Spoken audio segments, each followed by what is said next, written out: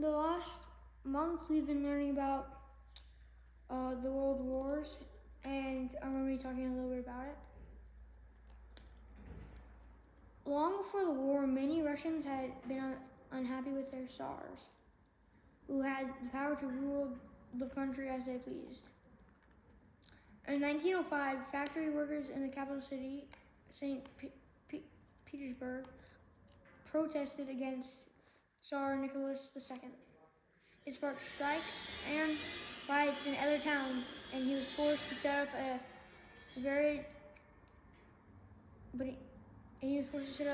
parliament to rule with him.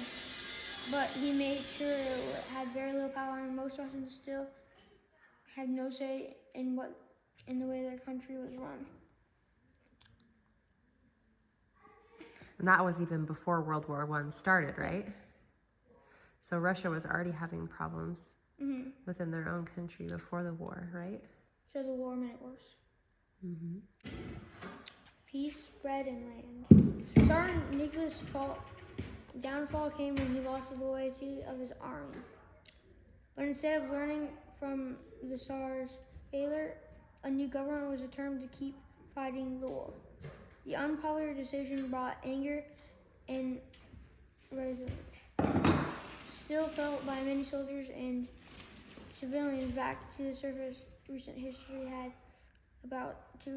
was about to repeat itself. So what happened? How did he lose power?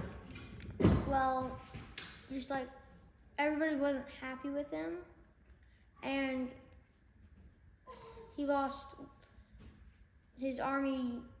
Didn't have any loyalty to him anymore. What did his army do when he told them to attack the people who were striking? They just joined them. So then what happened to Tsar Nicholas II? He was taken to a remote place, a remote town, and they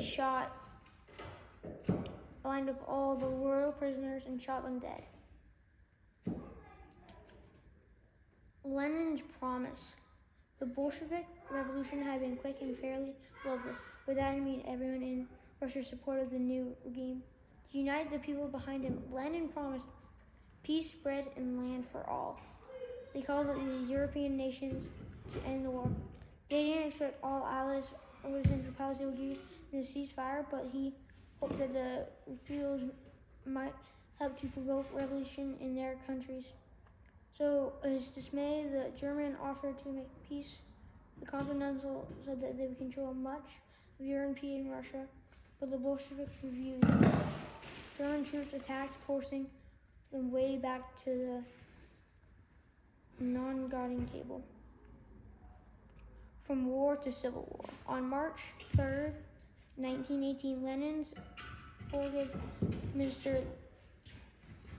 Leon Trotsky finally signed a peace treaty between Russia and the Central Powers at the Polish city of Brest-Litovsk. The treaty forced the Bolsheviks to hand over much of the western to Russia to the Germans, costing the country a third of its population, half